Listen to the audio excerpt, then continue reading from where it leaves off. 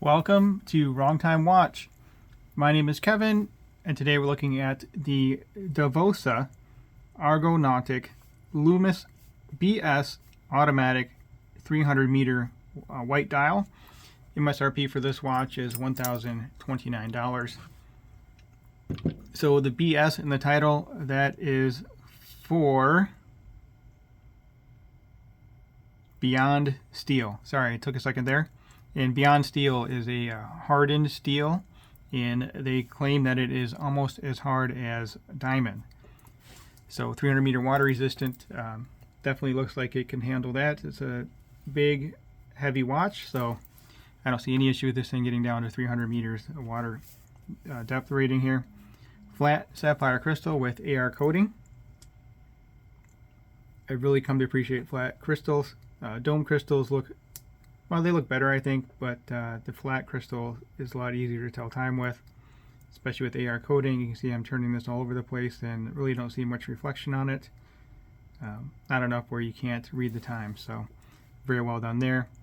So Beyond Steel is applied to the bezel insert.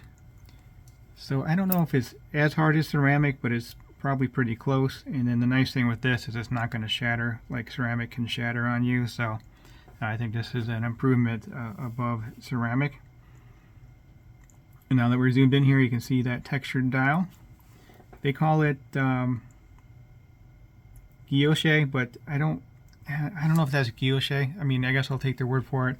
They're more of an expert at that than I am, but to me, I think guilloche looks a little bit different than this, but it's definitely a machined dial. So very nicely done there. You see we have Davosa above the hand sight here. Davosa Swiss printed on. Argonautic 1,000 feet 30 ATM, which is 300 meter automatic.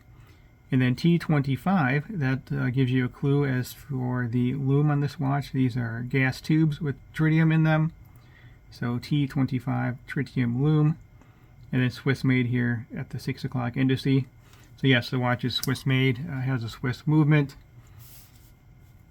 And that movement is a Solita SW200, 8 beats per second, 38 hours power reserve. Accuracy, I think it's like plus 10, minus 10, somewhere around there. Actually, and then back to the lume, the tip of the second hand, the lume pip, and I believe that 3 o'clock indice are BGW9 lume. So we'll see the lume towards the end of the video here. And it's not going to be very bright, but this lume lasts for, I think it's 20 years is the half-life of the lume. And eventually get dimmer, but the nice thing about this lume is that at, say 5 in the morning, you're still going to have lume on here. You're going to have lume all the time. You just won't be able to see it until it's really dark. We do have a screw down signed crown. Again, 300 meters water resistant. And then here we have a helium release valve. This is a little bit different than what I'm used to. All the other watches with helium release valves, they don't unscrew like this one does. So this unscrews. I'm not exactly sure how you use that, but nice feature to have, I guess. I do have some other watches, 300 meter water resistant without a helium release valve, so might just be more for the look versus the function, but you do have that option to use that. So the bracelet, we have male end links. These are solid links. Solid end links, sorry. Solid links, which are held in place with screw pins, adjustable with screw pins, I should say. And then we do have a milled and stamped clasp. This portion is milled, the safety clasp stamped, this portion stamped. It does have 4 micro adjusts. Let me rephrase that. It has holes for 4 micro adjusts, but you can only use 3 of them. You can't use this 4th hole, as then the dive extension interferes with that clasp and will stick out. But I think you can still get it sized to your comfort with the 3 micro adjusts working. And then there is that dive extension.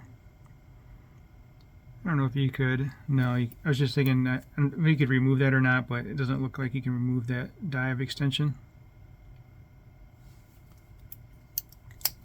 So as I mentioned, it is a big and heavy watch. The dimensions on the male end links, 57.5 from end to end. 51 millimeter lug tip to lug tip.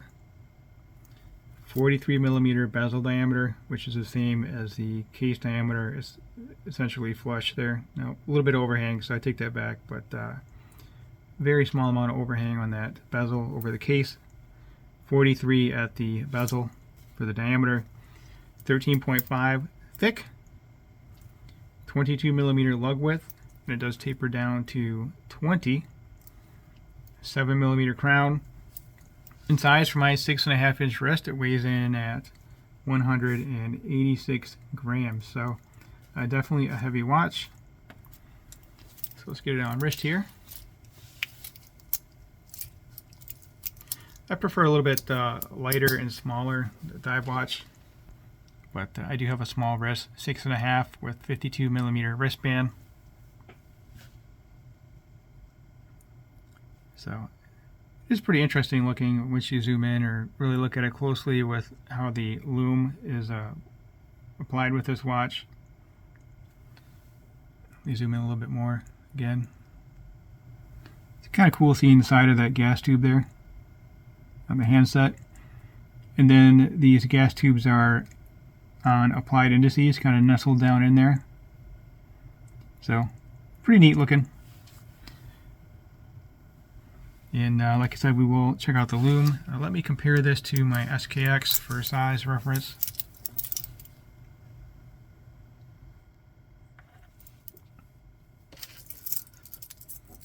So the SKX is, it's a fairly large watch as well. Which I think the case on this is about the same as the bezel on that. It just looks a little bit smaller because the bezel is not as wide as the case, but essentially the same thickness. I think the SKX kind of hides the thickness a little better with the curvy case, and then also the way that the case back kind of takes up some of that height too, and it's not slab-sided like this one here is. An interesting contrast in the metal too. This is all brushed. No polished surfaces on this, and then the SKX is mostly polished. It just has some brushing on the top here, but the coloring does look a little bit different too. All right, let's check out the lume. So I'm hitting this with a UV light. The UV light does not charge the lume on the Davosa, but you can see it does light it up, and then SKX on the right. So let me turn off the UV light. So yeah, actually that 3 o'clock indice does have a little bit of lume on there. I didn't notice that in the unboxing. But you can see 3 o'clock indice does have BGW9. By my eyes, I really cannot see the lume on the indices for the Davosa, but you can see it on camera there. You can actually see the 12 o'clock a little bit, but it takes a minute for my eyes to adjust here. And the SKX is just, it's a lot brighter than the Davosa, but give it an hour or two and the Davosa would probably be brighter with all the indices here in the hands with the tritium lume. Alright, well that will conclude this video. As always, thank you for your time and thank you for watching.